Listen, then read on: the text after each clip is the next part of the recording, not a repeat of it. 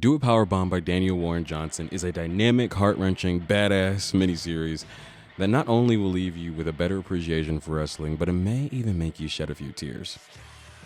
But before we get into it, hi, I'm Damon, host of Super Saturdays, a comic book media podcast, where each episode I'm joined by a guest as we take a look at all comic book media to see if it will stand the test of time. And yes, we know that TikTok is up in the air. So if you want to go ahead and follow the channel on Instagram and YouTube for our full podcast episodes, go ahead and do it. Just look at the screen right here. A couple episodes ago, we were able to sit down with Carlos from the Vault of Midnight, World's greatest comic book shop, to talk about Daniel Warren Johnson's Do a Powerbomb. And I meant to make this video a while ago, but I sat down and reread it, and I was like, you know what? Let's go ahead and make a video talking about my thoughts. We're thrusted into the action of this world pretty fast. Yua Steel Rose is Tokyo's famous heavyweight champion. Tonight is a career-defining match for her, as her opponent, Cobra Sun, once again has challenged her for her title. But what's this? Yua has a daughter? Okay, I'll stop with the whole announcer voice. Meet Lana Steel Rose. She'll become our main character. We meet her as a little girl as she runs into her mom's dressing room with her father. We see Yua getting a little emotional and telling her daughter, "I'm fighting for you." She then leaves for her match, but not without saying "I love you" to her husband. But I just want to take a minute to appreciate Daniel Warren Johnson here. His art is legendary. He's able to showcase the action, emotion, and weight of all the scenes throughout this book with his art and his writing, leaving an amazing experience. There's a lot of moments that are going to leave you with awe, and the most emotional moments hit every single time. Now, on to the match. As the brawl continues, we see Cobra Sun holding Steel Rose as he's going to his finishing move, the setting sun. But his leg trembles on the rope rings. He drops Yua head first, as little Lana sees from the audience. A loud crack echoes the arena, while a shadowy figure watches the events unfold from home. After the events of the match, Yua is rushed to the hospital before she's pronounced dead. We see a flashback of a time she spent with Lana, where Lana asks, "Where do we go after life?" And her mom says, "Not sure, but you shouldn't worry since she's not going anywhere yet for a long time."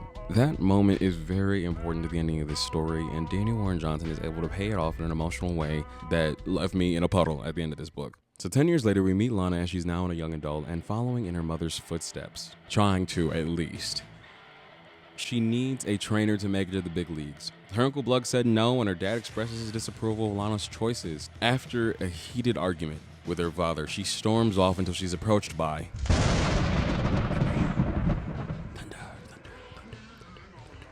My name is Willard Necroton. Welcome to the Baron Bastion, my castle and home. I'm a necromancer. I'm running a tournament of sorts, but a belt isn't the only prize. I'd like to talk to you about bringing your mom back to life. Necroton is a huge fan of pro wrestling and is putting on the Death Life Tag Team Tournament. This tournament houses tag team duos from across space and time. The winner will be able to bring one person back to life.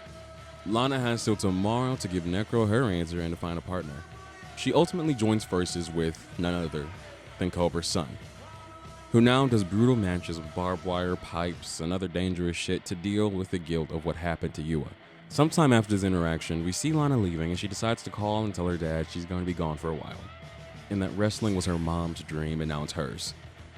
After the call, we have a big reveal. A big reveal. So, spoiler alert. Lana's dad is Cobra Sun. I'm leaving us there, Supes. Mainly because I gotta leave you wanting more. And go check this book out. This story is epic to say the least.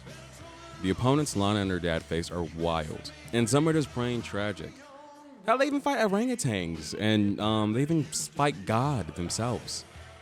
Daniel Warren Johnson's story is a classic and stands the test of time. This story is, without a doubt, a 5 out of 5.